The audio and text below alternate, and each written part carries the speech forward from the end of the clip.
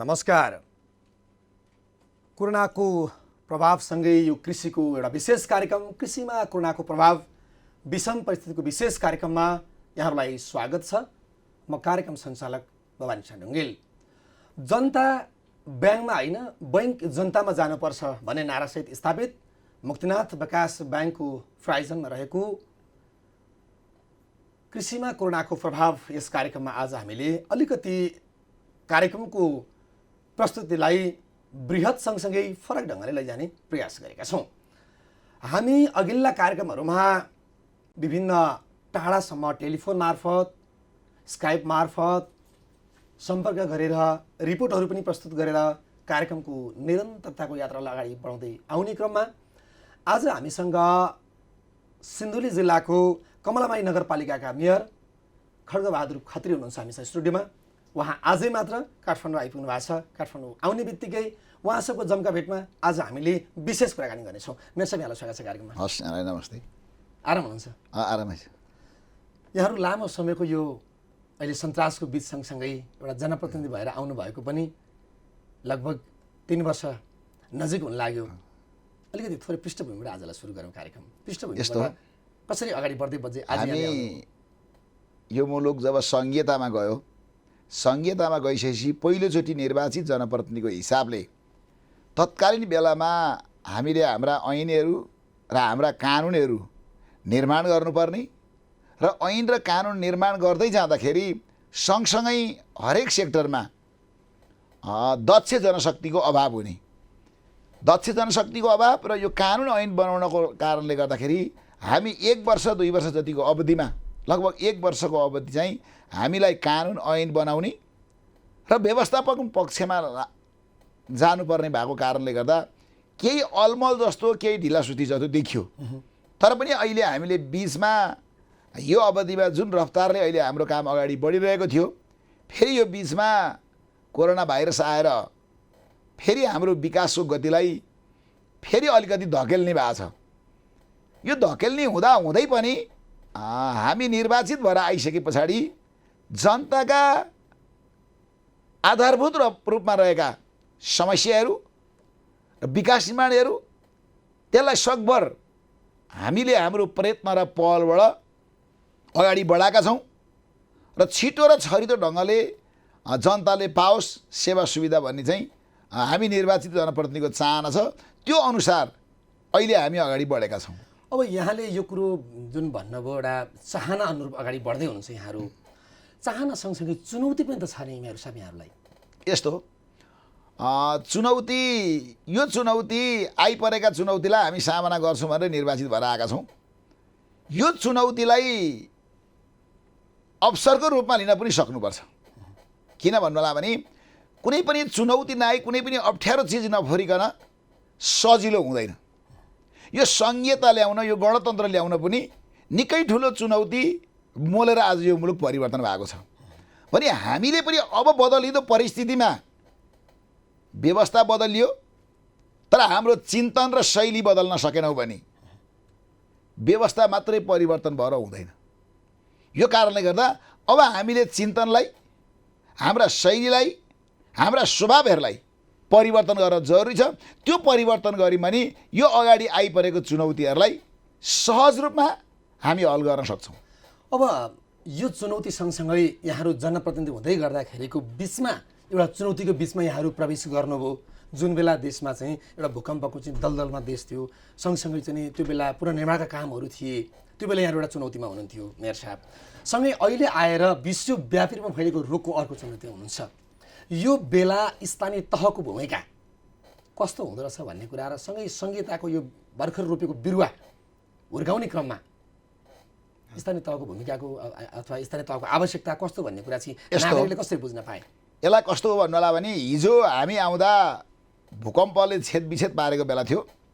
जुन अवस्थामा भूकम्प पीडितहरूले आफ्नो घर बनाउनको लागि जाने बाटो पाउनु भएको थिएन, आफ्नो घरमा निर्माण सामग्रीहरू पुर्याउन पाउनु भएको थिएन, त्यसलाई हामीले सहज रूपले उहाँहरूका निर्माण सामग्रीहरू घरमा पुगुन् भन्ने हिसाबले हामीले त्यो ठाउँमा जानुपर्ने बाटो र उहाँहरूलाई चाहिनुपर्ने सामग्रीहरू त्यो ठाउँमा पुर्याउन हामीले प्रयत्न पहल गऱ्यौँ र त्यो सँगसँगै त्यो चुनौतीको बावजुद अहिले यो रोग आएको छ। यो रोगलाई चाहिँ यसरी पनि बुझ्नुपर्छ, जुन यो रोग आएको छ यो रोग हामीले सतर्कता अपनायौँ भने यो रोग हामीसँग नआइपुग्न पनि सक्छ। किन भन्नु होला भने यो रोग आफूमा नभित्रन दिनको लागि आफू अनुशासित मर्यादित भएर बस्नुभयो भने यो रोग तपाईँबाट आउँदैन। यो रोग खोजी खोजी आउने रोग होइन रहेछ। होइन रहेछ। म किन भन्छु भन्नु होला भने रोगलाई पुर्याउन जानुपर्छ, लिन जानुपर्छ। किनभने अहिलेसम्मको डाक्टरहरूको भनाइअनुसार यो नयाँ रोग भएर म धेरै डाक्टरी भाषाको म कुरा गर्दिनँ। यो रोगलाई अहिलेसम्म हामीलाई बुझाइअनुसार हामीले सुनेअनुसार यो एक व्यक्तिबाट अर्को व्यक्तिमा सङ्क्रमण हुने रोग भएको कारणले गर्दा हामीले हाम्रो दूरीलाई व्यवस्थापन गर्नुपर्छ। बुझ्यो? अहिले लकडाउनको बेला छ। यो बेलामा हामी अनुशासित भएर कोही पनि मान्छेसँग हामीले दूरी कायम गरेर बसौँ र हामी बजार हाट यो मान्छेको जमघट भेलाहरू बेसी नगरौँ। र किन भन्दा हामी नेपालीहरू आज नेपालीले गौरव गर्ने दिन छ। आज नेपालमा यत्तिका मान्छे सङ्क्रमित भए, तर ती सङ्क्रमित पनि बाहिरबाट आएका मान्छे भए र नेपालमा थोरै भएका छन्, तर पनि उपचार पश्चात गइरहनु भएको छ। यो खुसीको कुरा हो। किन भन्दा हामी नेपालीसँग त्यो रोगसँग लड्न सक्ने क्षमता हामीसँग आत्मबल पनि छ। भनेको इम्युनिटी पावर हाम्रो चाहिँ आफ्नो शक्ति। यसमा हामी के देख्न सक्छौँ मेयर साहब कि नेपालको हावा, नेपालको पानी, नेपालको माटो अथवा यहाँको चाहिँ भूगोल संरचना, बस्ती बसोबास केले चाहिँ यसलाई अझ राम्रो गर्यो होला अथवा यसको सकारात्मक पक्ष के हुन सक्ला? यस्तो छ सर, नम्बर 1 त नेपालीहरू अहिले यो हात धोइरहनु पर्ने, यो सेनिटाइजर लगाइरहनु पर्ने छ नि। हामी दिनमा 8-10 चोटि पहिला नै हात धुन्थ्यौँ। विदेशी जस्तो हामी चम्चाले भात खाने, पेपरले टोयलेट गर्ने हाम्रो थिएन। नम्बर 1 यो।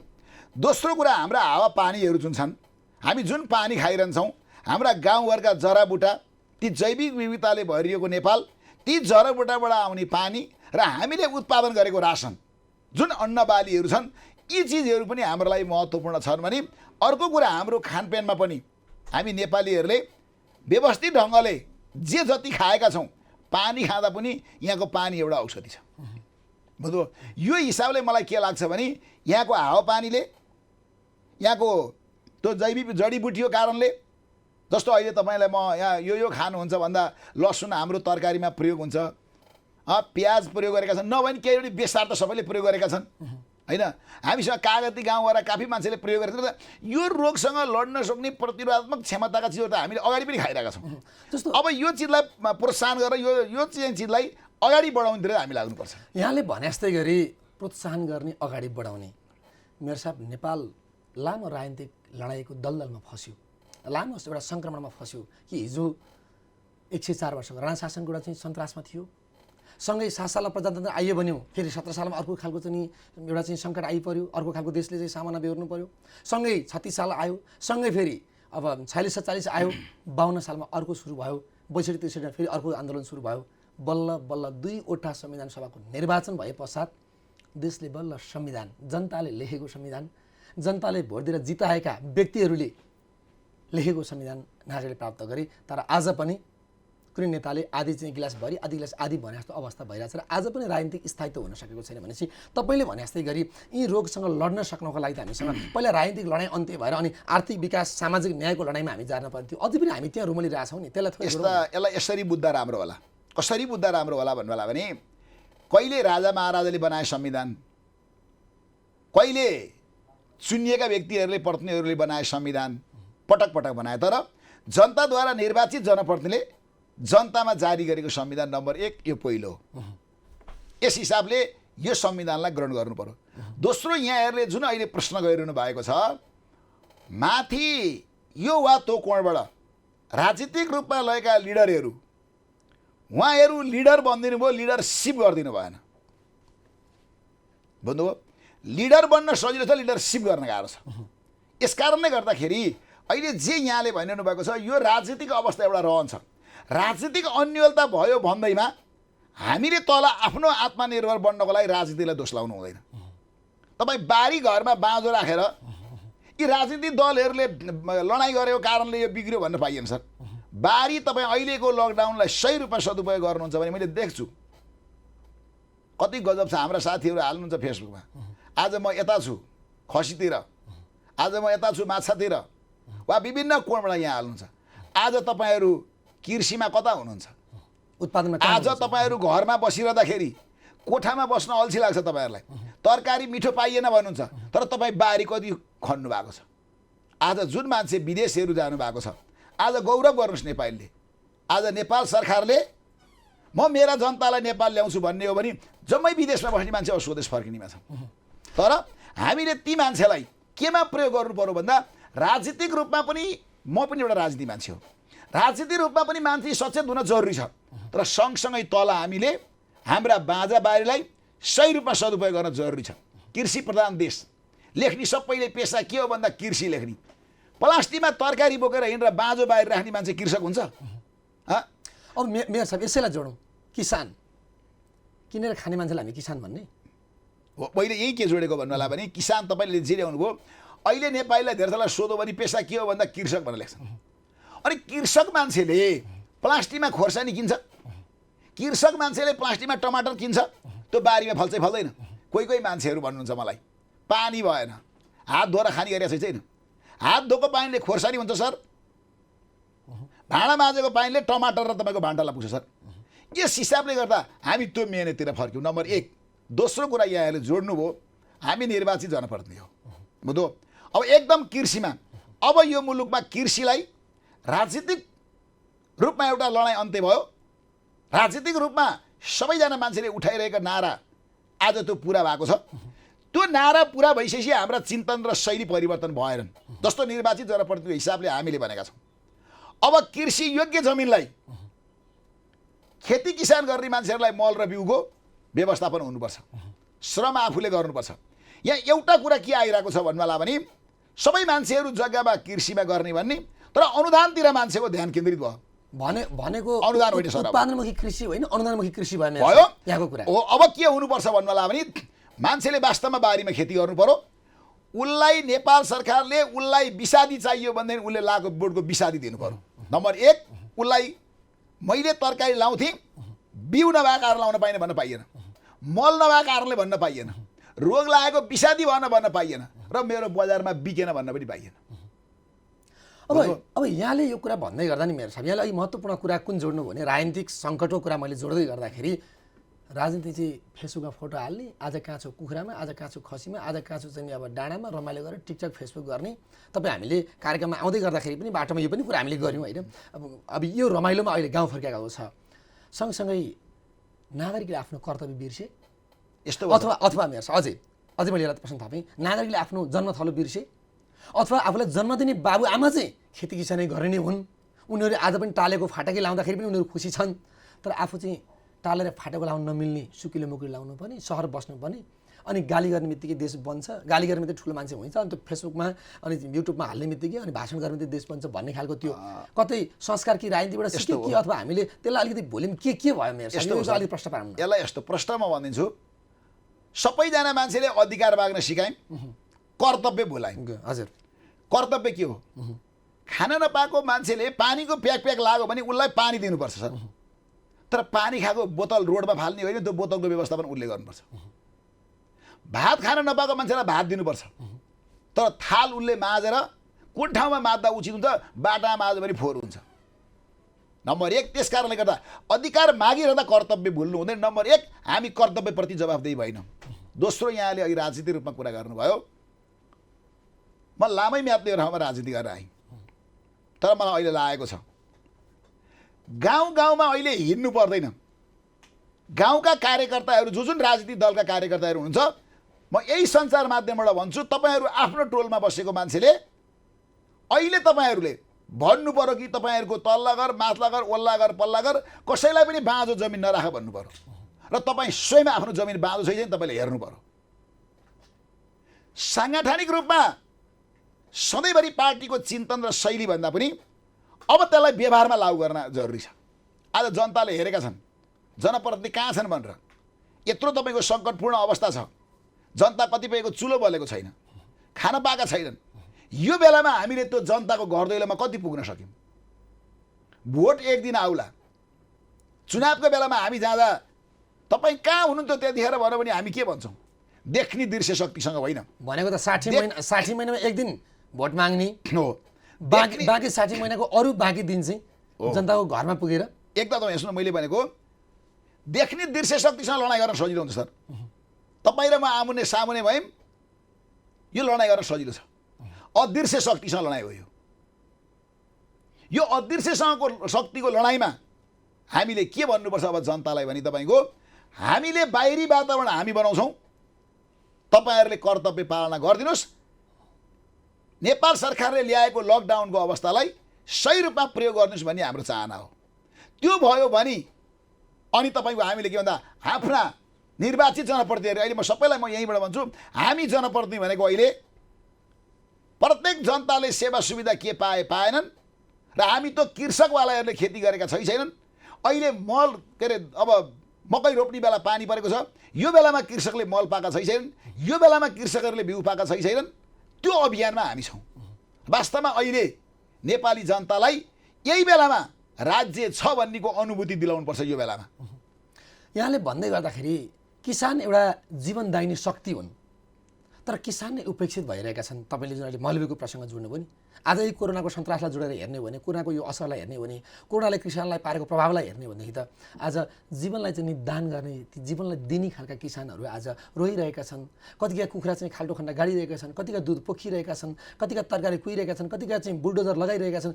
यो हालतमा यहाँहरू स्थानीय सरकार अनि प्रदेश सरकार र केन्द्र सरकारको तारतम्य मिलिरहेको छैन अथवा बेच्न सकेका छैनौँ। यो बिचमा 78 करोडको 30 दिनभित्रको मेरो साहब 78 करोडको छिमेकी मुलुकबाट खाद्यान्न सामग्री आयात हुँदाखेरि आज प्रदेशका मन्त्रीज्यू पनि रोइरहनु भएको कथा छ। यो विषयलाई कसरी मूल्याङ्कन गर्नुहुन्छ, कसरी भन्नुहुन्छ यसलाई? यस्तो सर, यहाँले जे प्रश्न राख्नु भएको छ, अहिले मान्छेहरूले कृषि प्रधान देश भन्नुभयो, हामी कृषिमै आत्मनिर्भर नभइरहेको अवस्था नम्बर 1।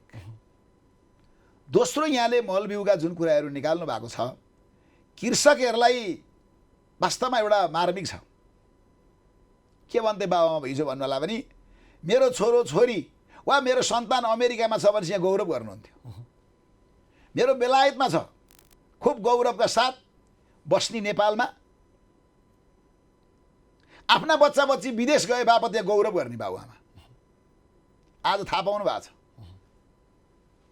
विदेशमा उहाँ कति रोएर बसेको छ, या हामी कस्ता छौँ।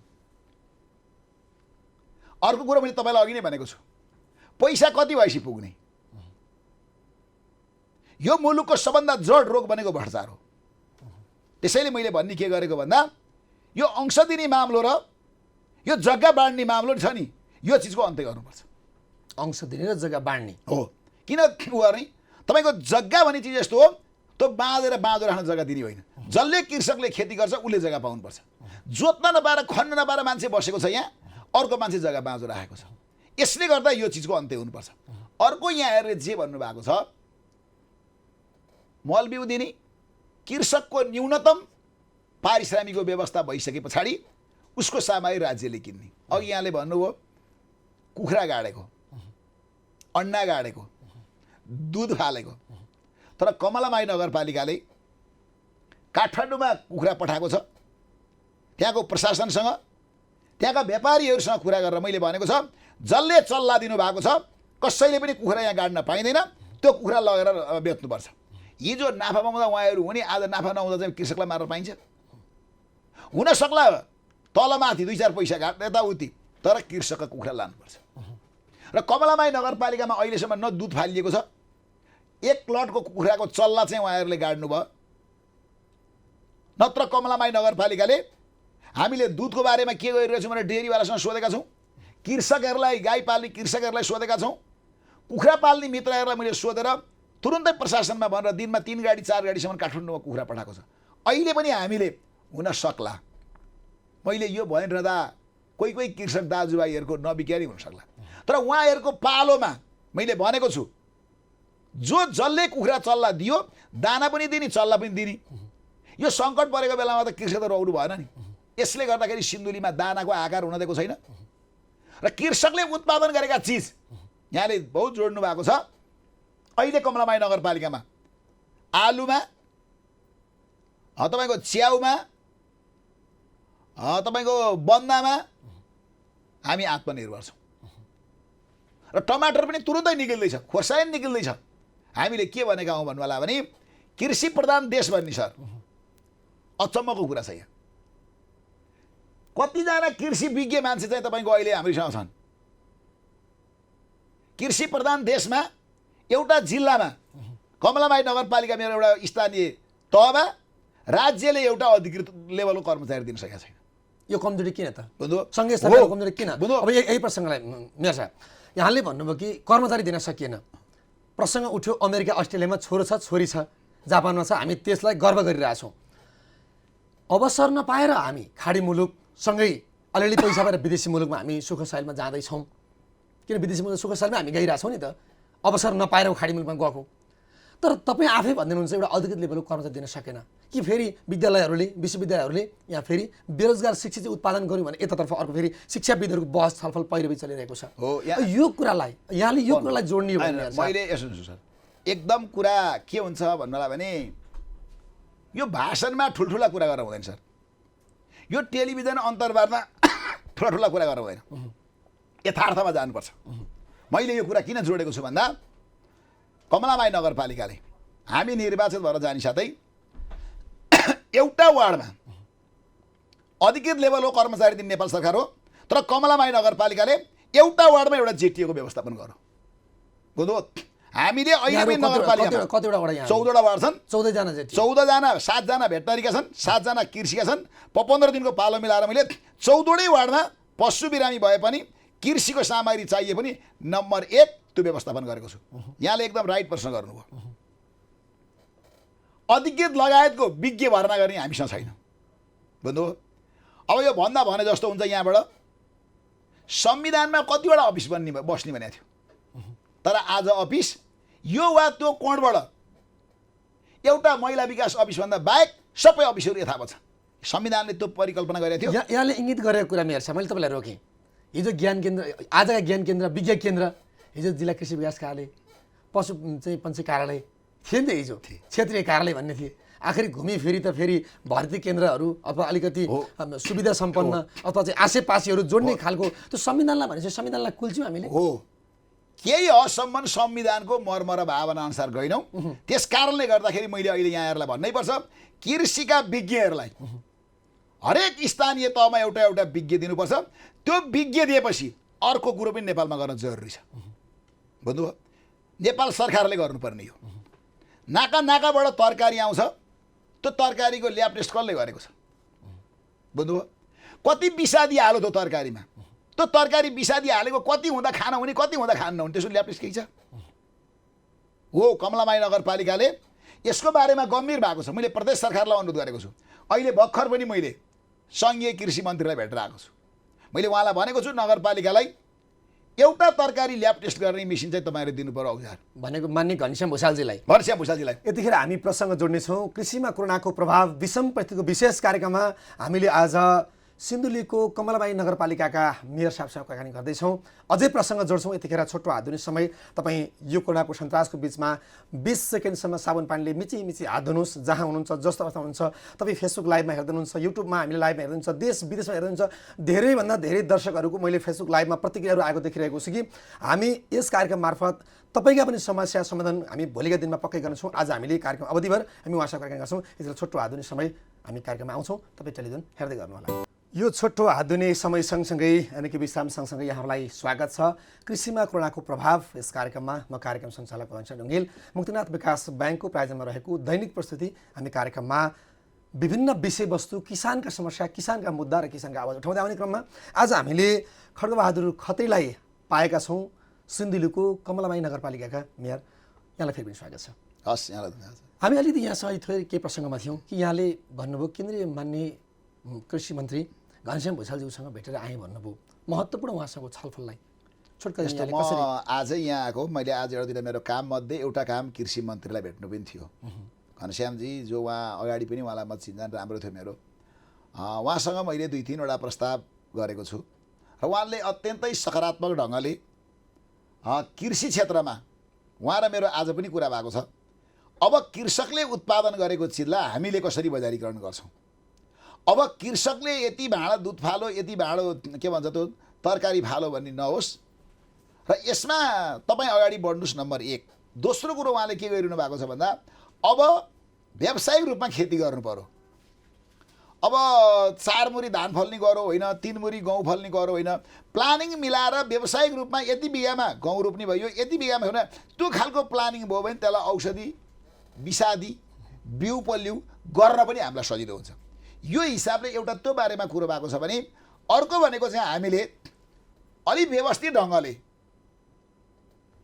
सहकारी माध्यमबाट हुन्छ वा नगरपालिकाले हुन्छ, एउटा दुईटा चाहिँ कृषि राम्रा खालका फर्महरू स्थापना गर्नुपर्छ। त्यसबाट जनताले यो हुन्छ भन्ने कुराको जानकारी पाओस्। बुझ्नु, त्यो खालको औजारहरूको त्यहाँ व्यवस्थापन गर्नुपर्छ भन्ने कुरा भएको छ। त्यसकारणले आगामी बजेटमा उहाँ र मेरो बिचमा जुन कुरा भएको छ, पक्कै पनि मलाई आशावादी पनि छु म अहिले कृषि मन्त्रीज्यूसँग, किनभने उहाँले एउटा योजनाका साथ अगाडि बढ्नु भएको छ र आगामी दिनमा कृषिमा फड्को मार्ने हिसाबको आगामी कार्यक्रम उहाँले पनि ल्याउँदै हुनुहुन्छ भने आगामी दिनमा अब बन्ने बजेटले कमलामाई नगरपालिकालाई पनि कृषिमा सकभर मेरो मान्यता के छ भन्नुला भने आत्मनिर्भर मान्छे बन्नुपर्छ, अनि मात्रै सुखी नेपाली समृद्ध नेपाल बन्छ। खाना पाएपछि मात्रै कुरा आउँछ, भोको पेटले कुरा आउँदो रहेछ। किन आज कैयौँ मान्छेका मैले चुलो नबलेको मान्छेहरूको अनुहारमा नगर प्रमुख म देख्दाखेरि उहाँहरूको निनेउरो अनुहारले केही बोल्न सक्ने अवस्था हुन्न। त्यस कारणले गर्दा समृद्धि हुनको लागि पहिला हामी टन्न खान पाउने बनाऊ, आफ्नै बारीमा फलेका चिजहरू खान पाऊँ। त्यो भयो भने मात्रै हामी सुखी नेपाली समृद्ध नेपालको दिशामा अगाडि बढ्छौँ।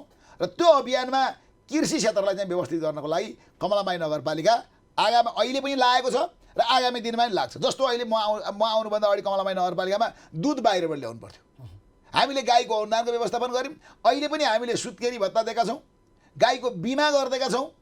अब भ्याप्पै बढ्यो अहिले दुध काफी छ कमलामाई नगरपालिकामा, बाहिर त्यहाँको दुध गएको छ। अहिले भनेको आफूलाई आत्मनिर्भर भएर बढी भइसक्यो, गएको छ। मेयर साहब, यसै कुरालाई कमलामाई नगरपालिका 2054 सालमा एउटा गठन भएको नगरपालिका हो, त्यो बेला स्थापित नगरपालिका। राम्रो राजनीतिक कालखण्डले हो अथवा केले हो, नगरपालिका बनेर पनि नगरपालिकाभित्र प्राप्त हुनुपर्ने सेवा सुविधा सर्भिसको कुरा गर्दाखेरि त्यो पर्याप्तता चाहिँ पाउनलाई धेरै कठिनाइ भयो नि। साह्रै राम्रो प्रश्न, मैले धेरै ठाउँमा बोल्दा पनि गरेको प्रश्न हो यो।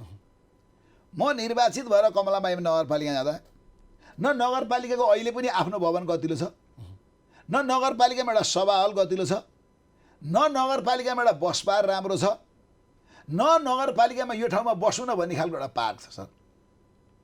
तर कमलामाई नगरपालिकाको बस पार्कको व्यवस्थापन अहिलेको यो कोरोना भाइरसले गरौँ, नत्र भने नगरपालिकामा मैले सभा हलको लागि तयारी अवस्थामा बनाएको छु थियो। अब अहिलेबाट टेन्डर लिन्थ्यो। सिन्धुलीलाई चिनाउने मैले एउटा कुरा बोलेको थिएँ सर, मैले यो त्योभन्दा नि समग्र मैले भाषण गर्दा कमलामाई नगरपालिका निर्वाचनको दौडानमा म गइरहँदा यो कमलामाई नगरपालिकालाई नेपाल अधिराज्यभरिको नगरपालिकामा चिलाउने काम म गर्छु भनेको थिएँ। त्यो काम सिन्धुली गढीले गरेको छ। आज त हिजो सिन्धुली गढी केही नभएको सिन्धुली गढीमा हामीले राष्ट्रपति, प्रधान सेनापतिहरू, पर्यटन मन्त्री रविन्द्रजी जानुभएको थियो अघिल्लो साल, अहिले योगेशजी पुग्नु भएको छ।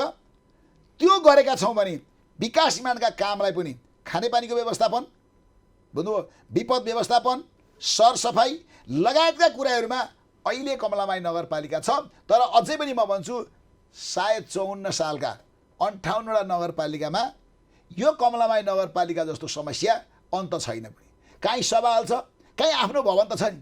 यसको आफ्नो भवनसम्म राम्रो नभएर मैले 2 ठाउँ 3 ठाउँ अफिस चलाउनु परेको छ अहिले पनि। तर मैले घर बनाउँदा फेरि चासो किन छैन?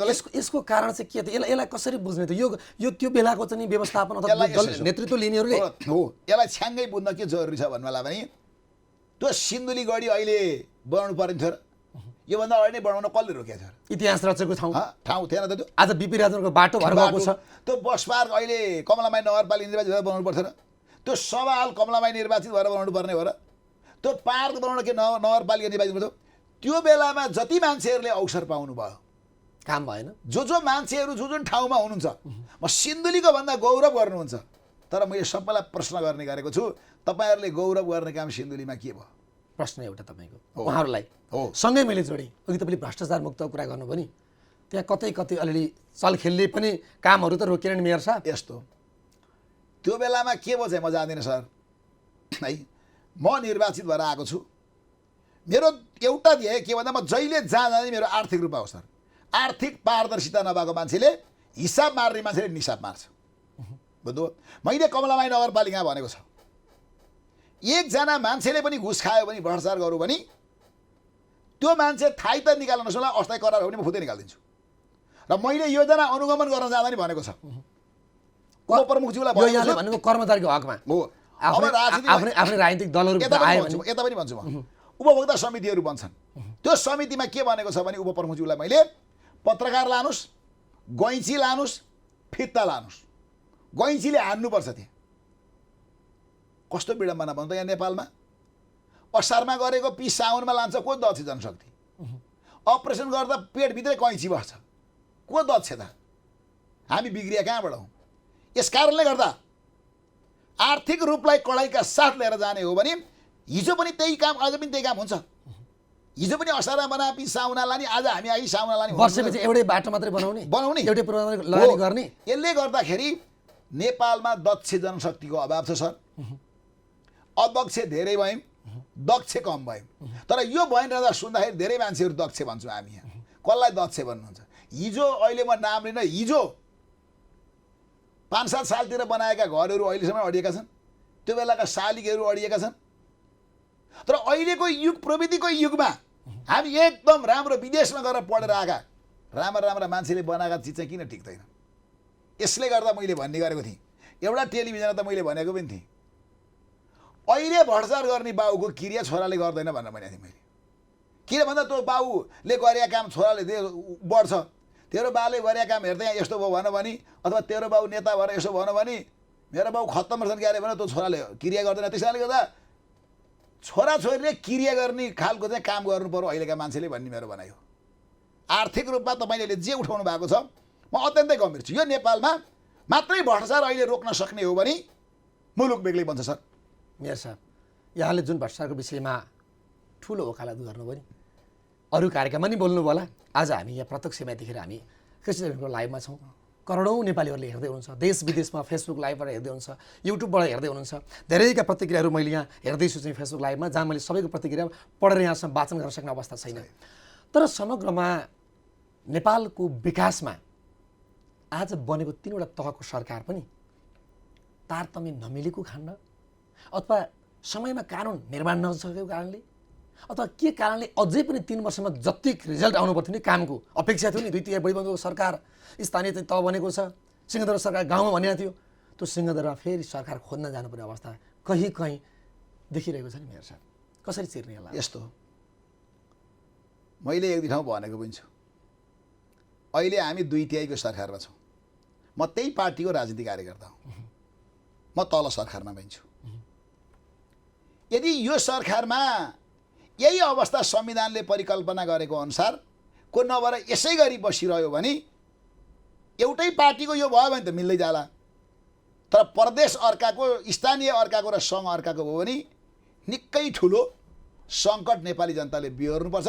यो अहिले म भन्न सक्दिनँ, कुनै बेला यसको रिजल्ट सायद मान्छेले पाउँछन् नम्बर 1।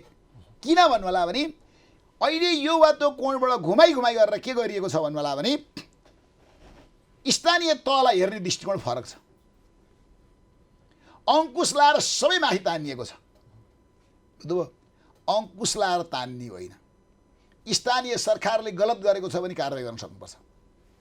म यहीँबाट भन्छु, महालेखाले गर्ने प्रतिवेदनको आधारमा, विकास निर्माणको आधारमा सबै छानबिन गर्नुपर्छ।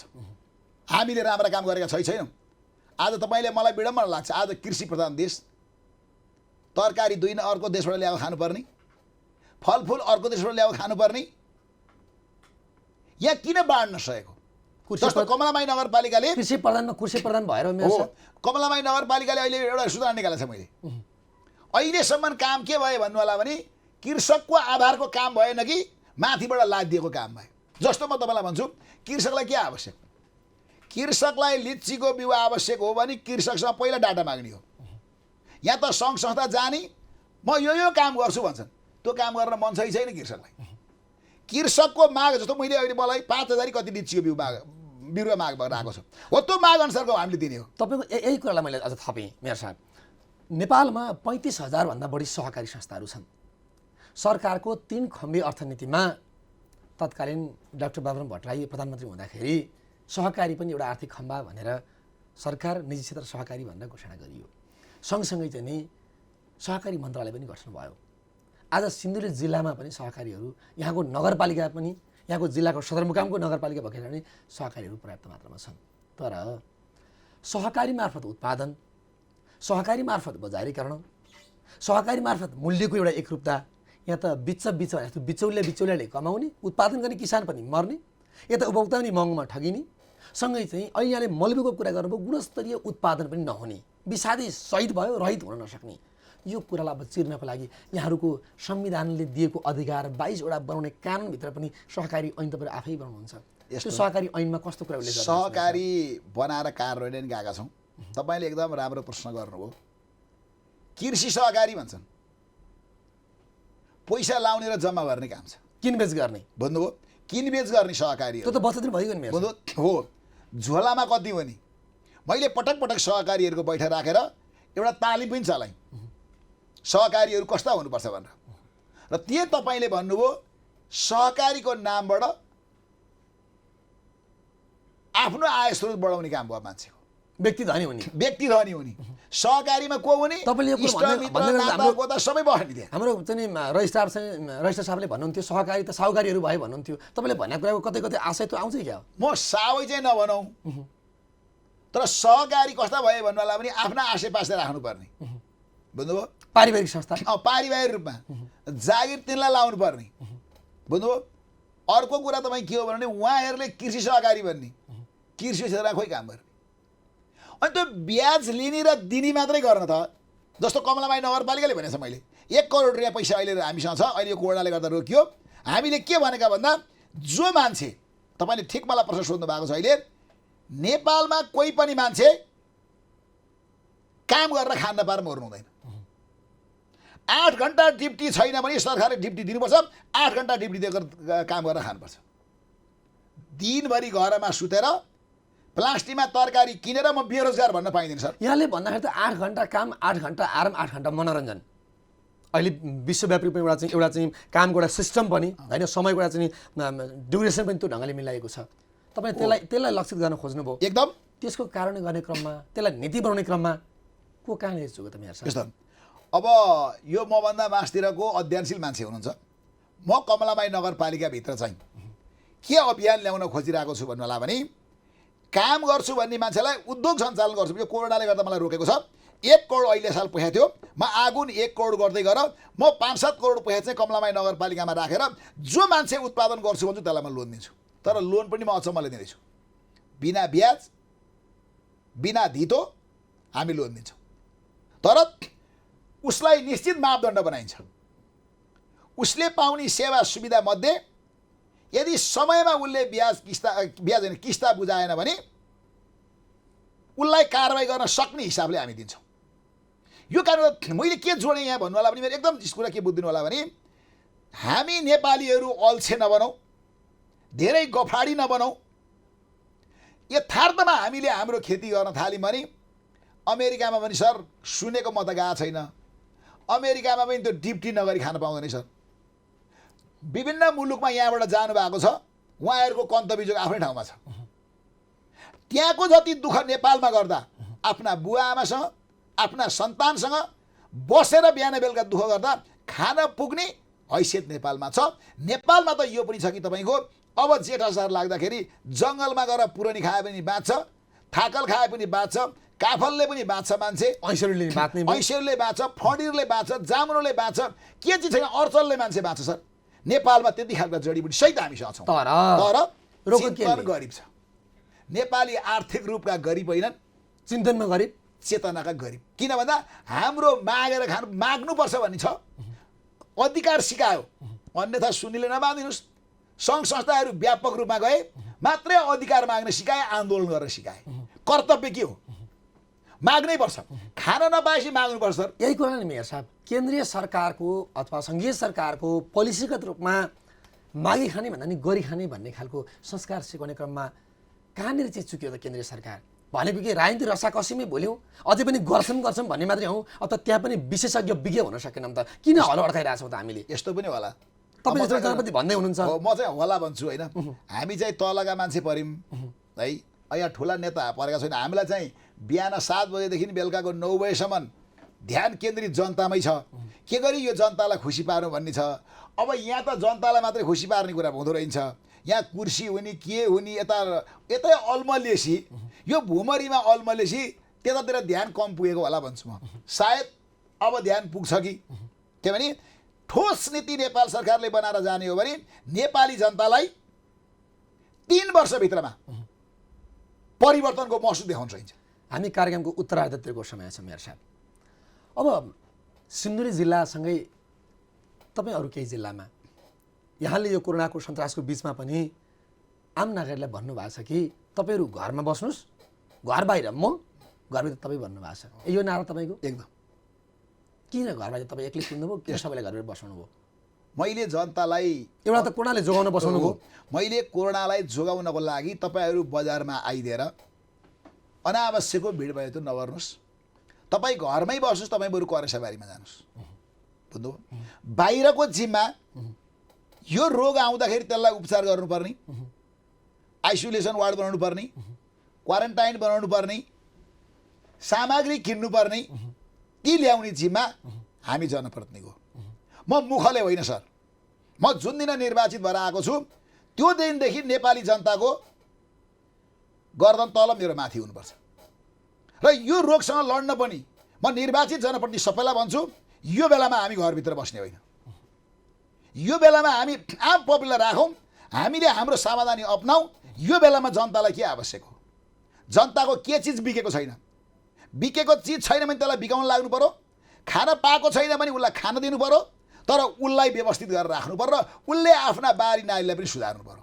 यो चिज गरेर गयौँ भने सर, मैले अघि पनि भने नेपाल बनाउन गाह्रो छैन।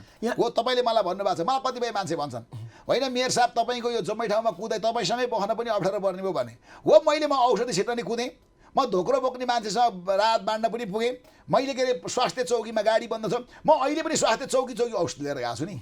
जुन चौकी किन मेरो गाडीलाई पास छ, सबै ठाउँमा के स्वास्थ्य चौकीलाई मैले भन्छु, कुनै पनि हालतमा नेपाल सरकारले दिएका औषधिहरू सहरी स्वास्थ्य क्लिनिकहरूमा मेरो नगरपालिकाको माथामा 14वटा वार्ड छन्, 14वटा भएका सहरी स्वास्थ्य क्लिनिकमा औषधि खाँचो हुनुहुँदैन। यहाँले यो कुरा भन्दै गर्दाखेरि मेयर साहब करेसाबारीमा बस्नु होला।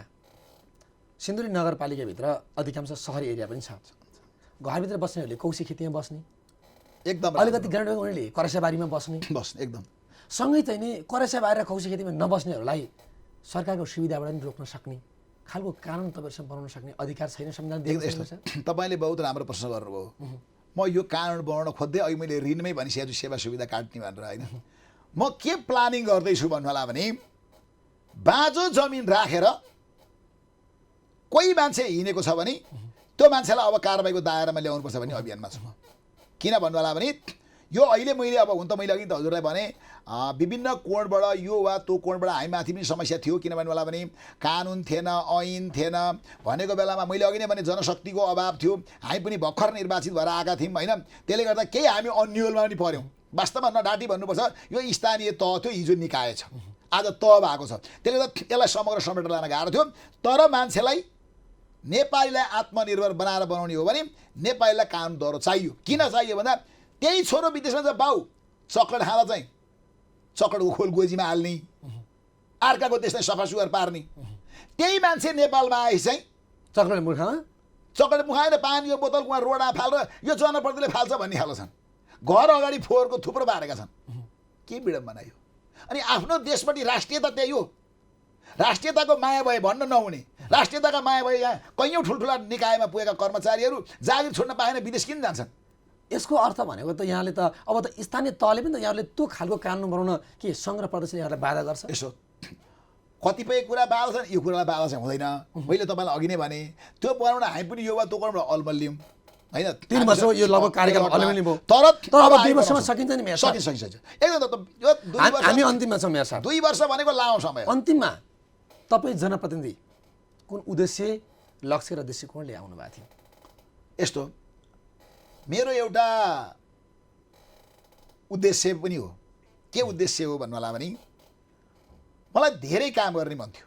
भोलि भर्याङ चढ्दै माथि पनि जाने हो होइन। यस्तो छ सर, मैले माथि जानी नजानी भन्दा पनि कैयौँ मान्छेहरू पदको लागि मोरी हत्या गर्छन् बुझ्नुभयो मैले भन्ने गरेको छ खड्ग खत्रीले मेयर चलाउनुपर्छ मेयरले खड्ग खत्री चलाउनु हुँदैन मेयर अस्थायी हो हुन त मान्छेको जीवनै अस्थायी हो तर मेरो नाम थाहै हो त्यस कारणले गर्दा जुन मैले एउटा उद्देश्य बोकेर यो नगरपालिकामा प्रवेश गरेको छु त्यो उद्देश्य मेरो सायद मेरो कार्यकालमा मेरा घोषणापत्र मैले भन्ने गरेको थिएँ सायद म अहिलेकै पल्टमा घोषणापत्र मेरो घोषणापत्र एउटातिर पत्रिकामा राखेर एकातिर मेरो घोषणापत्र एकातिर मेरो काम राख्नेमा थिएँ भनेको एउटा फ्रेममा घोषणापत्र राख्ने एउटा पत्रिकाको एउटा पानामा भनेको दुईटा आँखालाई दुईतिर हेर्नु पर्यो यो घोषणापत्रमा के बोलेको थिएँ यता काम कति काम के गर्ने यो देखाउने योजना सक्नुहुन्छ 2 वर्षमा अब सर त्यो 2 वर्षमा है सर म अहिले देखाउन आँटेको थिएँ मलाई यो कोरोनाले गर्नु गरेछ सर होइन कोरोना अगाडि पनि तपाईँसँग समय थियो नि त थियो त्यो समयले धेरै काम गरेको सर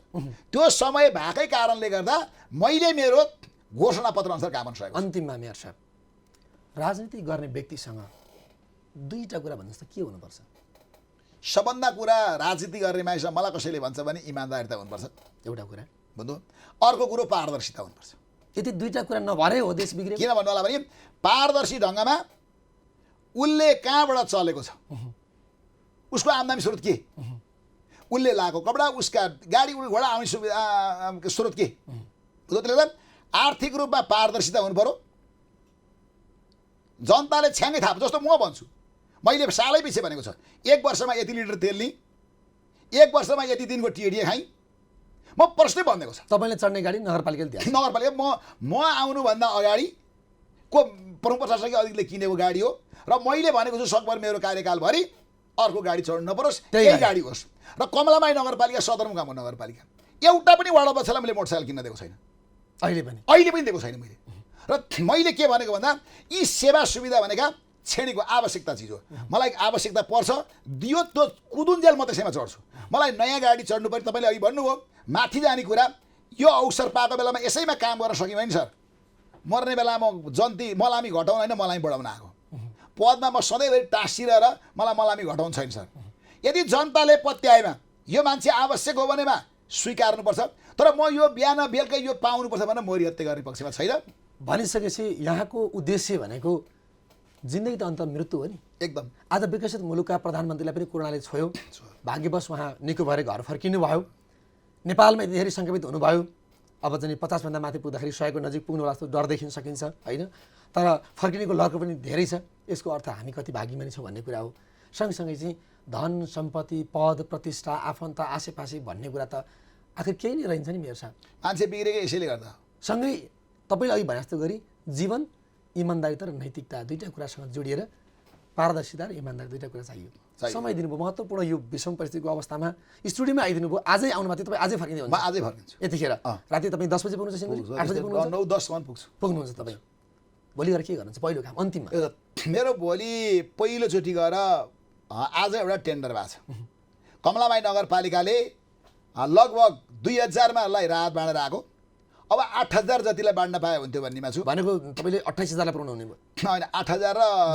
2000 त्यति चाहिँ होस् भन्ने मेरो चाहना हो किन भन्दा मैले त्यो पनि टेन्डर निकालेको छु उहाँहरूलाई कति पैसाको राहत बाँड्नुहुन्छ त्यसमा हामीले अहिलेको यो पल्ट चाहिँ 1 करोड 66 लाख जति होला अब 8000 लाई त्यो 8000 लाई चाहिँ अहिले योभन्दा अगाडि चाहिँ मैले 20-25 लाख मात्रै बाँडेको छु होइन योभन्दा फेरि मैले अर्को पनि गरेको सर मेरो राहत बाँडाइ पारदर्शी ढङ्गको हुनुपर्छ वार्ड निर्वाचित जनप्रतिनिधि मात्रै होइन राजनीतिक दलको दलीय सर्वपक्षीय निर्णयको आधारमा राहत दिनुपर्छ म कुनै यो त्यो भन्ने पक्षमा छैन र जो मान्छे नपाउने राहत पाए पनि त्यसलाई कारबाही गर्छु 10000 मान्छे दिँदाखेरि त्यहाँका मान्छे भोकै बस्दैनन् चुलो बल्छ नबस्नु पर्ने हो लक्ष्य त्यो हो मेरो तर कतै छुटपुट भएछन् भने होइन छुटपुट यस्तो हुन्छ सर अस्ति 2000 लाई बाँड्दा पनि छुटिएर छ ती छुटेकालाई नि मैले हुनेसम्म गरेको छु सबैको आँखा पुग्दैन सर 8-10 हजारको लक्ष्य छ त्यति गर्न सकेँ भने त्यहाँबाट छुटे भने पनि तिनलाई पनि खुवाउनुपर्छ कतिपयले मलाई भन्नुहुन्छ तपाईँ अहिले त बाँड्नुहुन्छ यो जेठ असारसम्म नै गयो भने के गर्नु भने त्यो गयो भने पनि मेरो दमले भ्याएछ मैले खुवाउनुपर्छ मेयर साहब कार्यक्रममा आइदिनु भयो महत्त्वपूर्ण कुरा गरिदिनु भयो कडासहित वास्तविक कुराहरूलाई खोलिदिनु भयो सँगसँगै यहाँले चाल्नु भएको छ नि राजनीतिक दलसँग हुनुपर्ने एउटा नैतिकता र इमान्दारिता र देशप्रतिको जन्म दिने आमाप्रतिको माया त्यो मनमा राख्नु भएको छ राख्नुहोस् राम्रो काम गर्नुहोस् सञ्चार माध्यमसँगै कृषि टेलिभिजनको तपाईँलाई सधैँ सधैँ साथ मिल्नेछ। समय दिनुभयो, यहाँलाई हार्दिक धन्यवाद छ। हस्, यहाँहरूलाई पनि मेरो यो भनाइलाई यो कृषि टेलिभिजन माध्यमबाट सबैलाई मेरो सन्देश सुनाइदिने मौका दिनुभएकोमा म सम्पूर्ण देशवासीमा जसले सुन्नुभएको छ सुनेर मलाई प्रतिक्रिया दिनु होला। किनभने अनुभव सबै जो एकैचोटि जानेर आएको हुँदैन। तपाईँहरूकै सुझाव र सल्लाहमा चल्ने प्रतिबद्धतासहित कमलामाई नगरपालिकाको जनताको खुसी नै मेरो अनुहारमा हँसिलो हो र जबसम्म कमलामाई नगरपालिका जनताप्रति ती जनताको हँसिलो अनुहार पार्ने प्रतिबद्धता मैले लिएर निर्वाचित भएको छु, त्यसलाई दृढता रूपमा पालना गर्छु। हस्, धन्यवाद। आजको कार्यक्रममा हामीले सिन्धुलीको कमलामाई नगरपालिकाका मेयर खड्गबहादुर खत्रीसँग कुराकानी गऱ्यौँ। समग्रमा कृषि उत्पादन, बजारीकरण, उपभोक्तासँगै देशको समग्र दिगो आर्थिक विकास र सामाजिक न्याय सँगसँगै रूपान्तरण र परिवर्तनमा जनप्रतिनिधिको सँगै स्थानीय सरकारको भूमिका कस्तो रहनुपर्छ भन्ने विषयमा एउटा 1 घण्टाको लामै हामीले छलफल गऱ्यौँ र यसको निष्कर्ष कस्तो आयो तपाईँको प्रतिक्रियाको हामी सधैँभरि खोजीमा छौँ र तपाईँको प्रतिक्रियाको खाँचो हामीलाई छ। कार्यक्रम हेरिदिनु भयो तपाईँ सबै फेसबुक लाइभ, युट्युब च्यानल मार्फत, टेलिभिजन सेटमा हेरिदिनु भयो। देश विदेशमा रहने दर्शकलाई हार्दिक धन्यवाद दिँदै कार्यक्रम प्रायोजन गरिदिएकोमा नेपालको प्रतिष्ठित ब्याङ्क जनता ब्याङ्कमा होइन ब्याङ्क जनतामा जानुपर्छ भन्ने नारासहित स्थापित मुक्तिनाथ विकास ब्याङ्कलाई धन्यवाद दिँदै म कार्यक्रम सञ्चालक घैँचा ढुङ्गेल कार्यक्रमबाट बिदा हुन्छु। तपाईँसँग अर्को कार्यक्रम हेर्छु। नमस्कार।